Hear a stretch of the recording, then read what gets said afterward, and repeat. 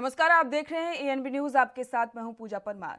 स्वर्णिम मध्य प्रदेश छत्तीसगढ़ में खबरों की शुरुआत करते हैं। मुख्यमंत्री भूपेश बघेल ने प्रदेशवासियों को विजय दिवस की शुभकामनाएं देते हुए देश के वीर जवानों को नमन किया। बघेल ने कहा कि आज ही के दिन 1971 में भारतीय जवानों की जीत हुई और पाकिस्तान के हजारों सैनिकों ने आत्मसमर्पण किया। पाकिस्तान का विभाजन हुआ और विश्व मानचित्र पर बांग्लादेश का उदय हुआ। ये पूर्व प्रधानमंत्री इंदिरा गांधी के दृढ़ निश्चय और पराक्रमी नेतृत्व का ही कमाल था। इंदिरा ना डरी और ना ही सैनिकों का हौसला कम होने दिया। इंदिरा गांधी के निर्देशन और फील्ड मार्शल मानेकशॉ के नेतृत्व में भारतीय सेना ने शौर्य और बलिदान की सर्वोच्च परंपरा का निर्वाह करते हुए अदम्य साहस का परिचय दिया। इस जीत ने हर भारतीय को गौरवान्वित किया है। देश सदा इन वीर सपूतों का ऋणी रहेगा।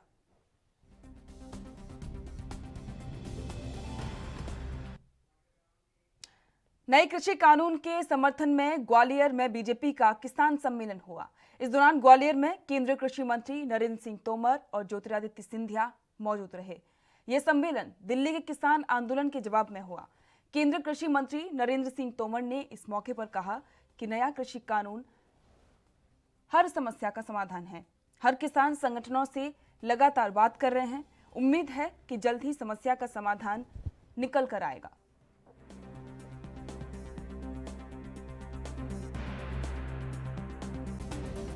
जब देश के एक कोने में पंजाब राज्य के किसानों को गुमराह करने की कोशिश की जा रही है, उनमें भ्रम पैदा करने की कोशिश की जा रही है, उनको आंदोलित करने का प्रयास किया जा रहा है, वहीं दूसरी तरफ आप सब लोग नरेंद्र मोदी जी की सरकार के द्वारा बनाए गए कानूनों का समर्थन करने के लिए रीवा में, सागर में, ग्वालियर में, उज्जैन में सब स्थानों पर इकट्ठा हुए हैं।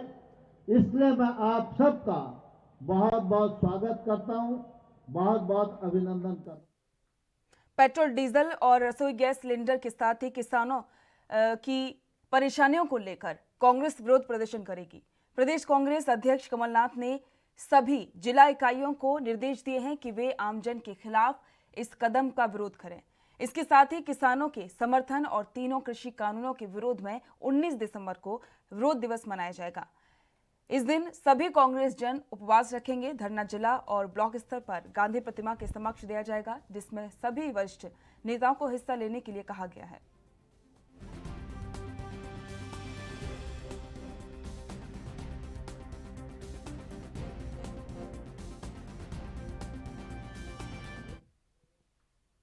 मध्य प्रदेश में कांग्रेस कृषि कानूनों के खिलाफ और किसानों के समर्थन में 19 दिसंबर को धरना देगी। इस दौरान गांधी प्रतिमा के सामने उपवास किया जाएगा। यह आयोजन पूरे प्रदेश में जिला और ब्लॉक स्तर पर होगा।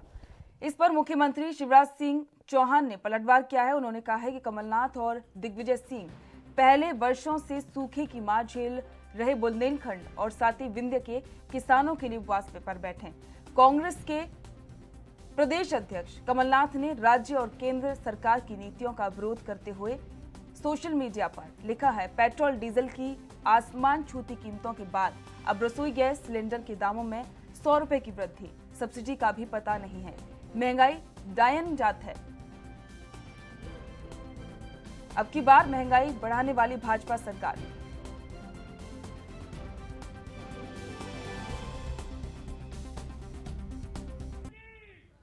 लेकिन हमने सुना है कि दिग्विजय और कमलनाथ उपवास करने वाले हैं। और उपवास काय के लिए बोले? किसानों के साथ अन्याय हो गया किसान कानून में। हाँ, उपवास तो करना चाहिए, लेकिन दिग्गी राजा तुम्हें उपवास इसलिए करना चाहिए कि तुम थे 10 साल मध्य प्रदेश के मुख्यमंत्री रहे। विंध्य की धरा पर तुमने बाढ़ सागर पूरा नहीं किया। विंध्य की धरती को वर्षों तक सूखा रखने का अपराध और पाप किया तो दिग्विजय सिंह, कांग्रेस और कमलनाथ तुमने किया। तुमने नर्मदा जी का पानी इंदौर की, मालवा की धरती पर नहीं आने दिया।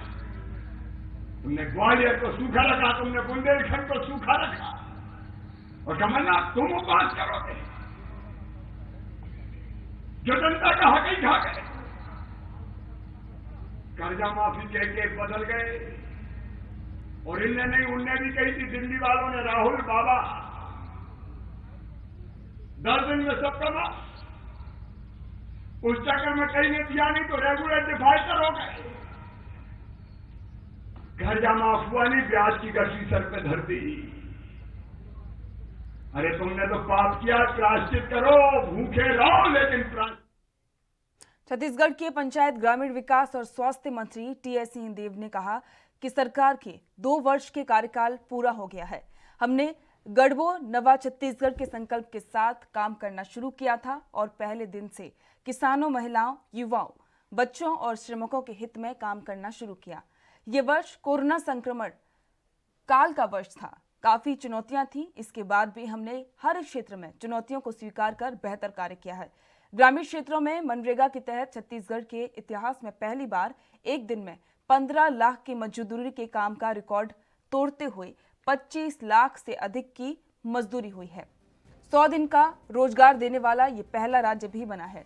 स्वास्थ्य क्षेत्र में भी अभूतपूर्व काम हुए और कठिन दौर में भी प्रदेश के किसानों को राशि उपलब्ध कराई गई है। आने वाले दिनों में सरकार अपने सारे वादे पूरा करेगी। छत्तीसगढ़ में राजस्व बढ़ोतरी के लिए सरकार ने पहल शुरू कर दी है। नगरीय क्षेत्रों में वर्षों से काबिज लोगों को भूमि स्वामी का हक देकर राजस्व में भी बढ़ोतरी की जा रही है।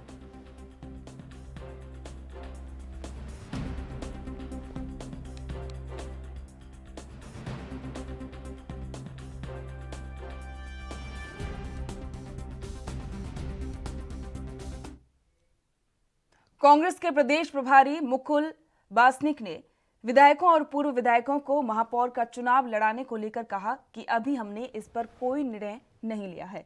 इस पर निर्णय पीसीसी चीफ कमलनाथ से चर्चा करने के बाद ही लिया जाएगा। प्रदेश कांग्रेस कमेटी के सदस्य और जिला कांग्रेस के साथ चर्चा के बाद इस पर अंतिम निर्णय होगा।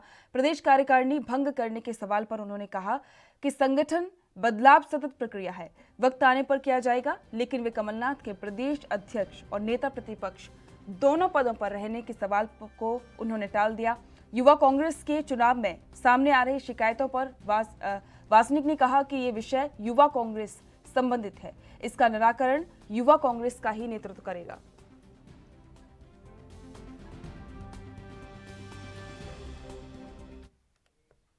छत्तीसगढ़ में बिलासपुर के कोरबा क्षेत्र में हाथियों की लोकेशन की सतत निगरानी के लिए वन विभाग को नए और तेज वाहन उपलब्ध कराए गए हैं। लेमरू हाथी रिजर्व की योजना के तहत कैंपा मद से वाहन खरीदे गए हैं। लेमरू एलिफेंट रिजर्व में हाथियों की ट्रैकिंग के लिए दमदार ईसुजू डी मैक्स वाहनों की खरीदी की गई है। वन विभाग से मिली जानकारी के अनुसार कैंपा मद से इनकी खरीदी की गई है। लेमरू रिजर्व के अंतर्गत आने वाले 5 मंडल को एक गाड़ियां आवंटित की गई हैं। दमदार इंजन वाली इस वाहन में जंगल के कटीले और ऊबड़ खाबड़ रास्ते में तेज गति से चलने की जैसी बेहतर सुविधाएं हैं। उम्दा तकनीक से लैस वाहन मिलने के बाद वनकर्मियों को हाथियों की ट्रैकिंग में मदद मिलेगी। बिलासपुर वन वृत्त को 5 गाड़ियां मिली हैं, जिसमें अलग अलग डिवीजन को एक गाड़ियां आवंटित की गई हैं। जिस सोच के साथ वन विभाग इन वाहन की खरीदी की गई है, उस पर वन अमला कितना खरा उतरता है, ये तो बात की बात होगी।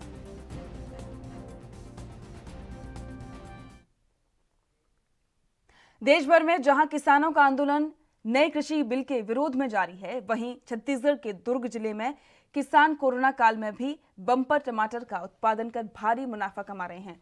देश के विभिन्न राज्यों में दुर्ग के टमाटर की डिमांड इतनी ज्यादा है कि किसान टमाटर बेचकर लाल हो रहे हैं। बता दें कि कोरोना काल में बेहाल हो चुके किसानों को इस बार टमाटर के अच्छे दाम मिल रहे हैं। जुलाई अगस्त में बारिश के कारण टमाटर की फसल कुछ प्रदेश में कमजोर है, लेकिन दुर्ग जिले के धमधा ब्लॉक में टमाटर का अच्छा उत्पादन हुआ है। दुर्ग जिले के टमाटर की लाली प्रदेश समेत दूसरे राज्यों को भी आकर्षित कर रही है। मांग अधिक होने के कारण किसान टमाटर में अच्छा मुनाफा भी कमा रहे हैं। किसान रितेश टाक ने बताया है कि इस बार औसत उत्पादन पिछले साल के अनुपात में कम है, लेकिन दाम अधिक होने के कारण किसानों को अच्छी आमदनी हो रही है।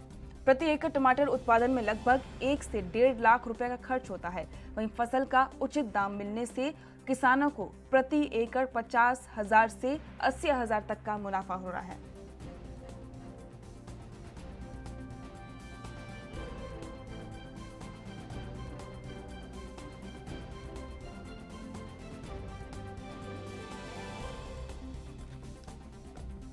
आपको बता दें कि एक तरफ तो देश भर में कृषि कानूनों का विरोध हो रहा है और वहीं दूसरी तरफ दुर्ग जिले के किसान टमाटर बेचकर काफी ज्यादा मुनाफा कमा रहे हैं और ये भी बात सामने आई कि लागत से किसानों को दुगना मुनाफा मिल रहा है, जिससे उनकी आमदनी में बढ़ोतरी हुई है।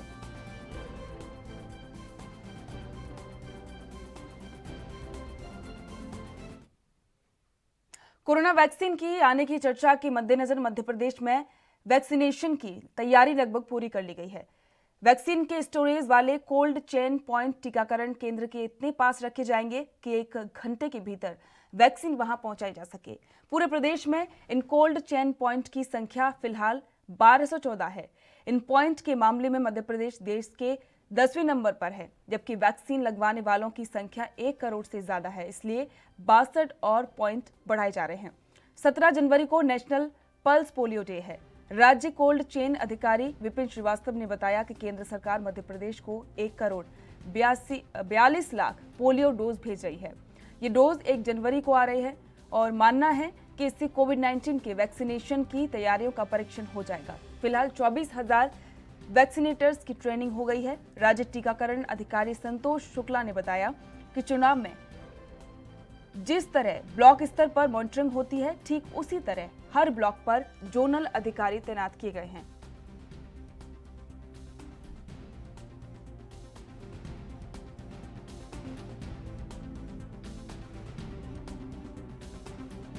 आपको बता दें कि जिस तरीके से केंद्र सरकार ने राज्यों को आदेश दिया था वैक्सीनेशन को लेकर, जो भी गाइडलाइन जारी की गई थी उसको लेकर तैयारी भी शुरू हो चुकी है। मध्य प्रदेश में भी सभी तैयारी पूरी कर ली गई है। इसके लिए कोल्ड स्टोरेज भी बनाए गए हैं और जगह जगह करीब 1214 कोल्ड स्टोरेज बनाए गए हैं ताकि कोरोना की वैक्सीन 1 ही घंटे के अंदर पहुंचाई जा सके। और इसको लेकर जो भी तैयारियां हैं वो पूरी कर ली गई हैं और उम्मीद है कि जल्द ही कोरोना की वैक्सीन भी पहुंच जाएगी। कोरोना की वैक्सीन से पहले जो भी टीम है वो बनाई गई है, प्रशिक्षण है वो दिया जा रहा है।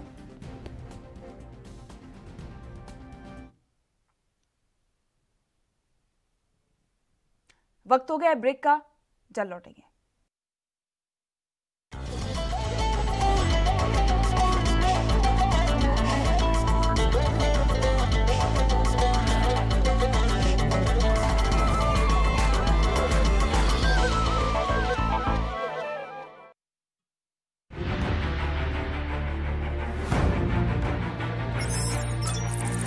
खबर चाहे सियासत की हो या सरकार की,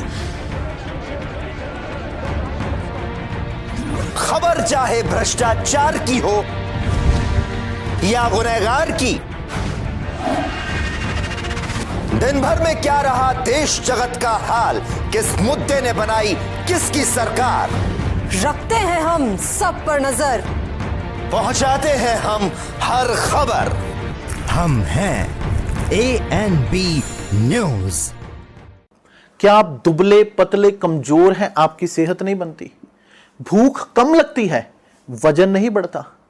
दरअसल मेन बात खाना पीना खाना नहीं है, मेन बात है खाया पिया लगना। और अगर खाया पिया लगेगा ही नहीं तो सेहत बनेगी कैसे? इसलिए हमारी संस्था सन्यासी आयुर्वेदा ने एक ऐसी दवा बनाई है जो कि आपके पाचन तंत्र को, आपके लीवर सिस्टम को ठीक करने का काम करती है, ताकि आप जो भी खाएं उसका पूरे का पूरा निचोड़ आपके शरीर को लगे, आपकी भूख बढ़े, खाया पिया सही से लगे, नया खून बने, हड्डियों में जान आए, वजन बढ़े, ताकत बढ़े, चेहरे पर नूर आए और आप मोटे तगड़े खूबसूरत पर्सनैलिटी के मालिक बन जाएं। यह दवा पूरी तरह से आयुर्वेदिक होती है। इसका शरीर पर कोई भी साइड इफेक्ट, कोई भी नुकसान या दुष्प्रभाव नहीं होता। लड़के लड़कियां दोनों इसका इस्तेमाल कर सकते हैं और पहले 15 दिन के अंदर ही आपको इसका असर महसूस हो जाएगा। सिर्फ 650 रुपए की पूरे 1 महीने की दवा होती है और आप इसे घर बैठे 01145454545 पर फोन करके दवा मंगवा सकते हैं।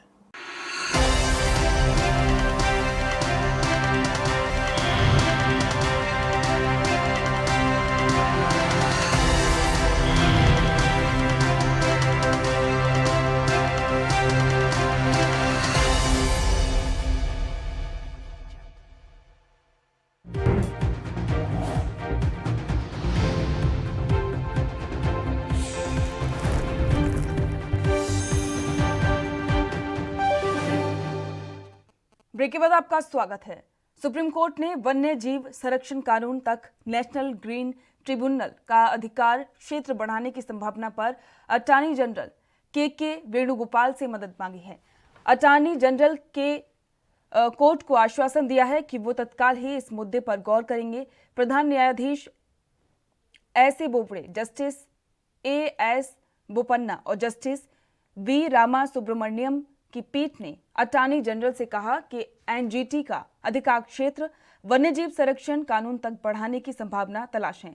ये पीठ ग्रेट इंडियन बस्टर्ड और लंबी टांगों वाले खरमोर जैसे विलुप्त हो रहे पक्षियों के संरक्षण के लिए पक्षी भगाने वाले उपकरण और भूमिगत केबल बिछाने के लिए दायर याचिका पर सुनवाई कर रही थी। याचिकाकर्ता सेवानिवृत्त आईएएस अधिकारी एसके रंजीत सिंह की ओर से वरिष्ठ अधिवक्ता श्याम दीवान ने जब ये कहा कि एनजीटी के पास ठीक इसी तरह का मामला लंबित है, तो पीठ ने कहा कि अगर वह इस मामले पर विचार कर रहा है तो फिर कई वाद खड़े करने की जरूरत नहीं है।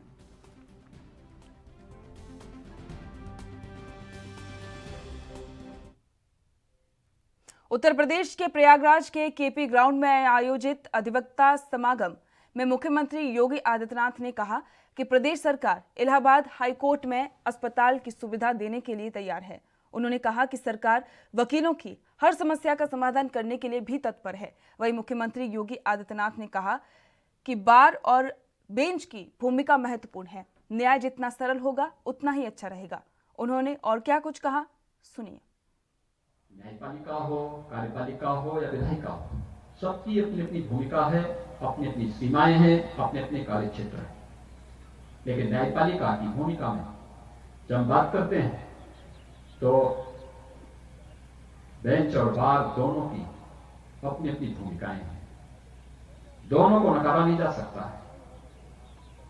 वादकारी का हित हमारे लिए सर्वोच्च होता है, और वादकारी का हित अगर आपके लिए सर्वोच्च है तो हमारे लिए भी सर्वोच्च इसलिए है क्योंकि न्याय पाने वाला व्यक्ति समाज के अंतिम पायदान पर बैठा हुआ व्यक्ति है। जब वो न्याय पाता है तो न्याय पाने के साथ ही वह व्यक्ति व्यवस्था के साथ अपनी का सामना, अगर न्याय जितना सहज सरल हो जाए, उस तक पहुंच जाए, वह व्यवस्था के साथ अपनी प्रतिभा और अपनी ऊर्जा का लाभ उतनी मजबूती के साथ देता है।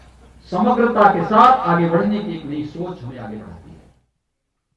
एडवोकेट अश्विनी उपाध्याय ने सुप्रीम कोर्ट में 2 याचिकाएं दायर की थी, जिसमें पहली थी कि सभी धर्मों के तलाक का आधार समान होना चाहिए और दूसरी थी तलाक के मेंटेनेंस को लेकर। इसके बारे में एडवोकेट अश्विनी उपाध्याय ने जानकारी दी है। सुप्रीम कोर्ट में लगी थी। पहली मेरी याचिका थी कि जो तलाक का अधिकार आधार है, जो ग्राउंड्स ऑफ डाइवोर्स है, वो कॉमन होना चाहिए हिंदू, मुस्लिम, पारसी, ईसाई के लिए।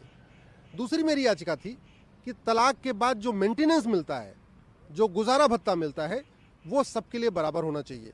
हमने इसमें अपनी पिटीशन में यही दलील दिया है कि भारत एक सेकुलर देश है, संविधान से चलता है। संविधान में आर्टिकल 14 कहता है सब लोग बराबर हैं, लेकिन दुर्भाग्यवश आज भी हिंदू के लिए अलग कानून चल रहा है, मुस्लिम के लिए अलग कानून चल रहा है, पारसी के लिए अलग चल रहा है, ईसाई के लिए अलग चल रहा है। तलाक का अधिकार आधार जो है ग्राउंड्स ऑफ डाइवोर्स है, हिंदू में पूरी तरीके से अलग है, मुस्लिम में अलग है, ईसाई में अलग और पारसी में अलग है। तलाक के बाद जो मेंटेनेंस मिलता है वो भी टोटली अलग मिल रहा है। मुस्लिम में 3 महीने का मिल रहा है, ईसाई में अलग मिल रहा है, पारसी में अलग, हिंदू में अलग। हमारा ये कहना है कि जो भी ग्राउंड्स ऑफ डाइवोर्स है वो जेंडर न्यूट्रल होना चाहिए, रिलीजन न्यूट्रल होना चाहिए।